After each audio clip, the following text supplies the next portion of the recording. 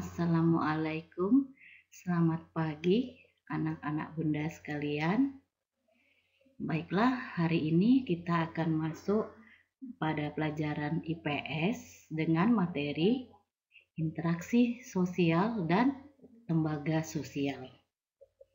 Nah, sebelumnya bunda ingatkan kepada anak-anak bunda untuk selalu tetap berdoa, menjaga kesehatan di tengah-tengah pandemi kita ini. Semoga corona cepat menghilang dari bumi kita.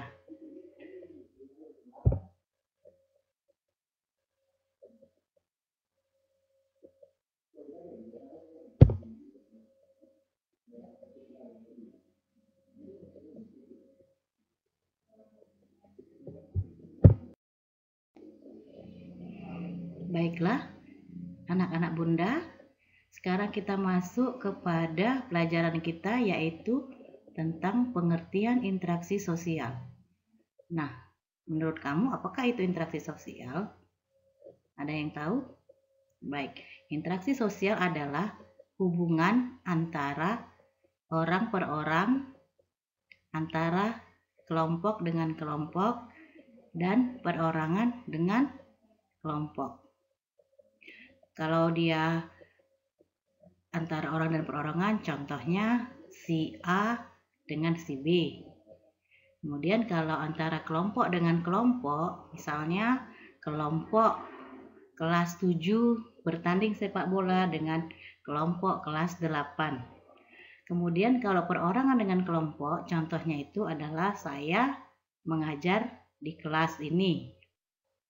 Nah, selanjutnya interaksi sosial itu akan terjadi apabila kita mempunyai dua syarat, yaitu kontak sosial dan komunikasi.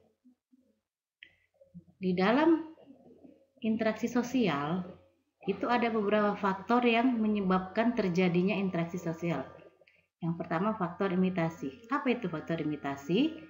Faktor imitasi adalah proses seseorang mencontoh orang lain.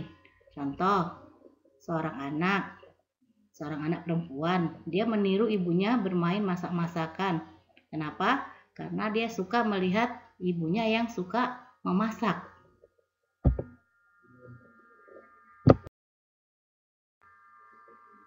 Kemudian ada faktor sugesti.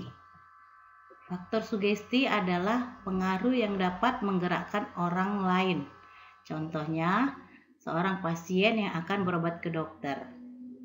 Maka pengaruh dari dokter itu akan sangat besar kepada si pasien tersebut. Yang ketiga atau yang C itu adalah faktor identifikasi. Faktor identifikasi adalah kecenderungan dalam diri seseorang untuk menjadi sama dengan orang lain.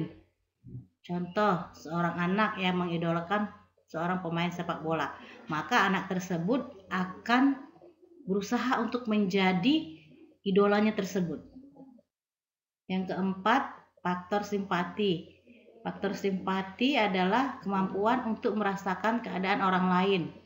Contohnya, ketika kita melihat seorang tetangga yang terkena musibah, maka kita akan merasakan penderitaan atau kondisi si tetangga tersebut.